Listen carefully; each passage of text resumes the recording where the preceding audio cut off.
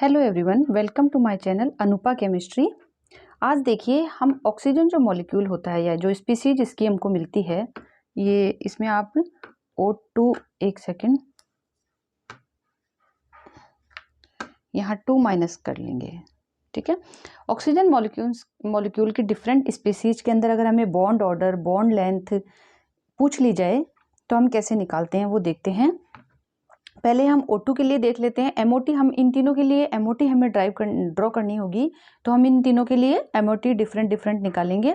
तो सबसे पहले हम ऑक्सीजन के लिए निकाल लेते हैं O2 प्लस के लिए, ठीक है। O2 प्लस के लिए हम निकाल लेते हैं, फिर O2 प्लस के हम प्रॉपर निकालेंगे। उसके बाद में हम O2 माइनस और O2 2 माइनस के अंदर किस तरह से वो डिफर करेगी या वेरी करेगी वो देखेंगे। अब देखिए ऑक्सीजन मॉलिक्यूल में हम काफ़ी वीडियोस में देख चुके हैं ऑक्सीजन के अंदर कितने एटम इलेक्ट्रॉन होते हैं, तो हमें फिर से रिपीट करने की ज़रूरत नहीं है। पीरियोडिक टेबल हम कई बार देख चुके हैं और हमने देखा कि ऑक्सीजन के अंदर 8 इलेक्ट्रॉन्स होते हैं। क्लियर है? तो एक ऑक्सीजन में 8 इलेक्ट्रॉन होंगे। यहाँ O2 है तो 8 प्लस 8 आपके पास कितने इलेक्ट्रॉन हो जाएंगे?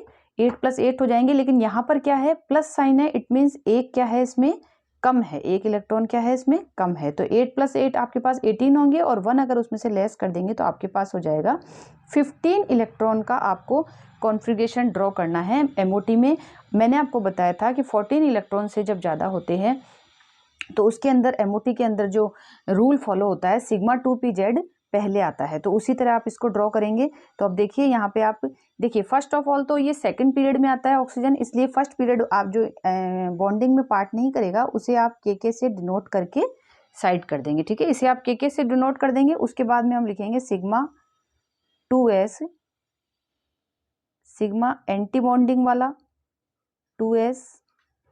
उसके बाद में देखिए पाई 2px आने से पहले हमारा क्या आएगा? सिग्मा 2pz पहले आएगा। क्लियर है? मैं आपको पहले ये बता चुकी हूँ।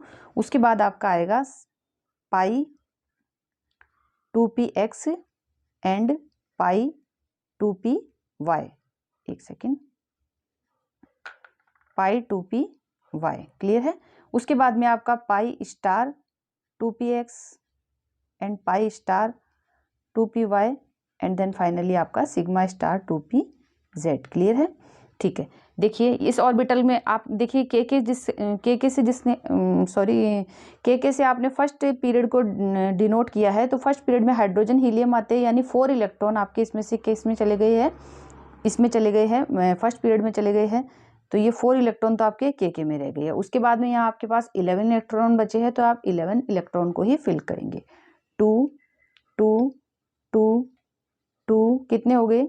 ये आपके 8 हो गए, 10 और ये यहाँ आ गया 1 आपका। तो लास्ट इलेक्ट्रॉन आपका किस में गया है? पाई एंटी बॉन्डिंग 2px में लास्ट इलेक्ट्रॉन गया। अब देखिए इसमें एक अनपेयर्ड इलेक्ट्रॉन है, इट मीन्स ये क्या है आपका मॉलिक्यूल पैरामैग्नेटिक है। इस तरह के क्वेश्चंस का आंसर भी आप इस तरह से दे सकते हैं। अगर आपको कॉन्फ़िगरेशन MOT की ड्रॉ करनी आती है MOT की, तो आप बहुत इजी हो जाता है आपके लिए किसी भी मॉलिक्यूल के लिए ये बताना कि वो डायमैग्नेटिक है या पैरामैग्नेटिक है, उसका बॉन्ड ऑर्डर बताना या उसकी बॉन्ड लेंथ बताना, ठीक है। हर क्वेश्चन का आप इजीली आंसर दे सकते हैं, उसकी स्टेबिलिटी भी आप इजीली बता सकते हैं। चलिए निकालते हैं। इसके लिए हम बॉन्ड ऑर्डर निकालते हैं। बॉन्ड ऑर्डर अगर आप निकालेंगे तो वही फॉर्मूला हमारा bonding orbital minus anti bonding orbital upon 2। Clear है? चलिए बॉन्डिंग ऑर्बिटल हम देख लेते हैं। ये हमारा बॉन्डिंग है 2, ये एंटी बॉन्डिंग, इसे हम छोड़ेंगे तो जितने भी स्टार वाले हैं जो एंटी बॉन्डिंग है उन्हें हम काउंट नहीं करेंगे, बॉन्डिंग को हम काउंट करेंगे। तो 2 2 4 2 6 एंड 2 8 आपके पास आ जाते हैं। तो 8 आपके पास बॉन्डिंग ऑर्बिटल है। एंटी बॉन्डिंग में कितने हैं? 2 एंड 1 यहाँ पे है आपके पास, तो ये आ जाएगा आपका 3। क्लियर है?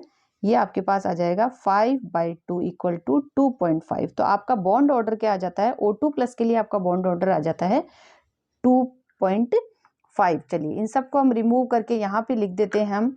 O2 प्लस के लिए बॉन्ड ऑर्डर आपके पास आ गया है 2.5। ये इसका आपका बॉन्ड ऑर्डर आ गया है। क्लियर है? O2 प्लस का बॉन्ड ऑर्डर आ गया है। अब हम O2 माइनस के लिए देखते हैं। अब देखिए O2 माइनस के लिए अगर आप बॉन्ड ऑर्डर निकाल रहे हैं तो O2 प्लस में तो क्या था आपका? एक इलेक्ट्रॉन लेस हो रहा था, और O2 नेगेटिव में क्या होगा आपका? एक इलेक्ट्रॉन ज़्यादा है। तो आप यहाँ पर क्या करेंगे? वहाँ पे आपने 15 इलेक्ट्रॉन थे आपके पास, एक इलेक्ट्रॉन लेस होके, तो यहाँ पर क्या होगा? टोटल O2 में कितने इलेक्ट्रॉन होते हैं? टोटल O2 में आपके पास 16 इलेक्ट्रॉन होंगे। क्लियर है? तो एक इलेक्ट्रॉन आप ऐड करेंगे, इसमें एक इलेक्ट्रॉन और ऐड करेंगे, तो ये आपके पास आ जाएगा 17। ठीक है? तो अब 17 के अकॉर्डिंग हम इसको फिल करेंगे। 4 इलेक्ट्रॉन हमारे के अंदर चले गए हैं। उसके बाद में लीस्ट हमारे पास कितने इलेक्ट्रॉन बचे हैं? 13 इलेक्ट्रॉन है जिनको हम फिल करेंगे। 2 to 4 to 6 to 8 to 10 और यहाँ पर 2 12 और ये 1। तो लास्ट इलेक्ट्रॉन आपका कहाँ गया है? पाई एंटी बॉन्डिंग 2p में गया है। अब इसके अकॉर्डिंग हम फिर से काउंट करके देख लेंगे इनको।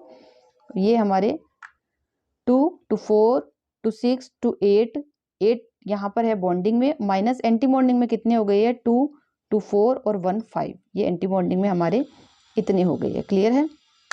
अब देख लीजिए 8 - 5 आपके पास क्या आ जाएगा? 3/2 इक्वल टू आपके पास आ गया 1.5। तो O2 माइनस की आपकी जो बॉन्ड ऑर्डर आता है वो आ जाता है आपका 1.5। क्लियर है? इसी तरह हम O2 माइनस की देखेंगे तो O2 में कितने इलेक्ट्रॉन होते हैं? 16 होते हैं। 2 माइनस है, इट मीन्स 2 इलेक्ट्रॉन आप इसमें क्या करेंगे? और ऐड करेंगे तो आपके पास ये आ जाएगा 18 इलेक्ट्रॉन। तो 18 इलेक्ट्रॉन आपको फिल करने हैं यहाँ पे। ठीक है, कितने इलेक्ट्रॉन फिल करने हैं? 18 करने हैं। 4 इलेक्ट्रॉन के में है आपके। ठीक है, तो इनको आप काउंट नहीं करेंगे। बाकी कितने रहे आपके पास? 14 इलेक्ट्रॉन। तो 14 इलेक्ट्रॉन फिल करेंगे। 2 to 4 to 6 to 8 to 10 to 12 और ये यहाँ पे 2 14। क्लियर है? अब देखिए यहाँ से आप देख सकते हैं कि ये क्या है? डायमैग्नेटिक मॉलिक्यूल है, क्योंकि इसमें कोई भी अनपेयर्ड इलेक्ट्रॉन नहीं है। चलिए अब इसे फिर से देख लेते हैं हम।